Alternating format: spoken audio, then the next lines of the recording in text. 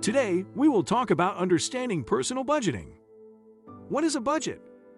Put simply, a budget is a plan for the coordination of resources and expenditures. Definition of budget, 2023. Your resource is your income and your expenditures are the purchases you make. More specifically, it is the amount of money that is available for, required for, or assigned to a particular purpose. Definition of budget, 2023. Basically, a budget is a spending plan that maps out the amount of income versus the amount of expenses during a specific period of time. Many bills, such as housing costs, utilities, subscriptions, and more are due on a monthly basis, so the typical budget is prepared for an entire month.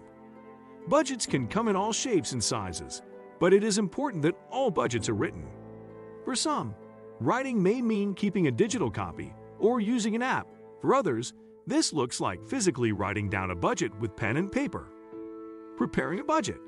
1. Establish goals. Before you write out your budget, you need to write down your goals. Short-term and long-term goals are important and will play a part in how you create your budget. Think about the goals you have. Common goals include purchasing a home and car, earning a degree, owning a business, writing a book, vacationing, traveling the world, and many more. Some of these goals should be saved for education and travel, while others need to be paid for home and cars. If you implement your goals in your budget, you maximize the potential of accomplishing them when and how you want.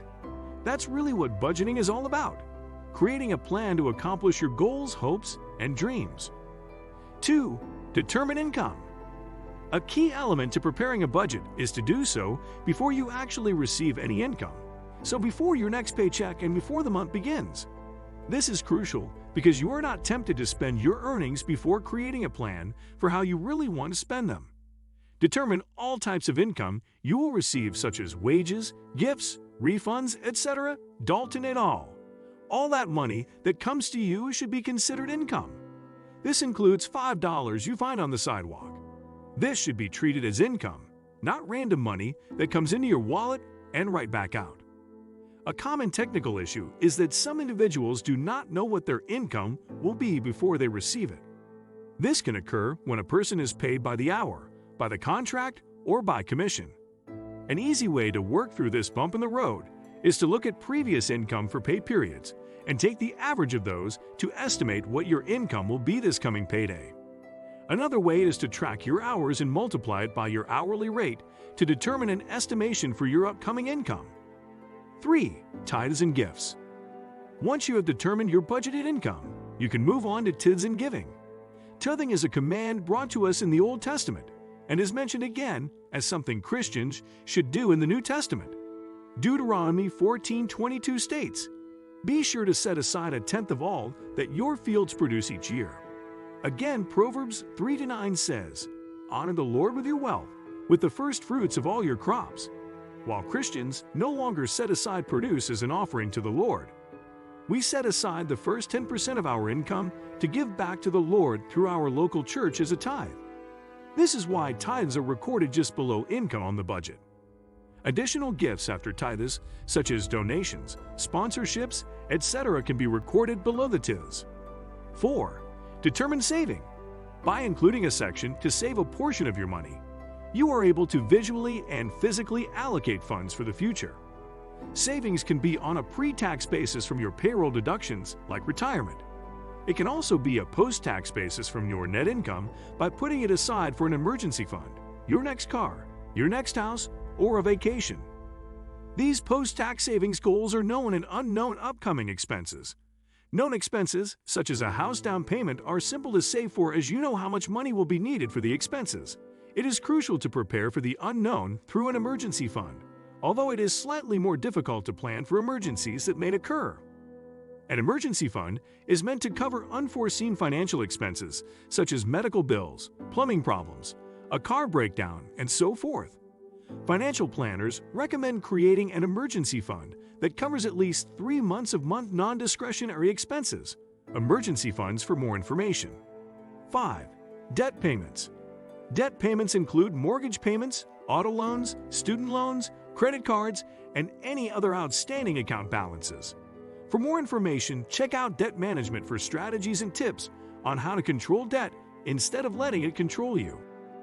6. Insurance. After debt payments, you'll list out all of the insurance payments you have for 1 month. Insurance payments typically include renter's or homeowner's insurance, unless it's added into the monthly cost, auto insurance, life insurance, and health insurance. There may be more in your life, so if there are, be sure to add them to your budget. 7. Bills. Bills and living expenses can often be the main focus of a budget, as they consist of the primary expenses that individuals, young and old, experience. Some financial planners do not separate bills from expenses. However, for this purpose they have been separated. The distinguished items allow individuals to prioritize their expenses and clearly see what expenses are discretionary, non-essential, and non-discretionary, essential. All bills are non-discretionary, which basically means they are non-negotiable. No matter what, these expenses must be paid each month. 8. Living expenses. These expenses are purchases you make in relation to your lifestyle. How many times you eat out and what grocery stores you shop at determine the amount of money you spend on food. Same with the type of car you drive, and the commute to work also contribute to how much you spend on gasoline in a month.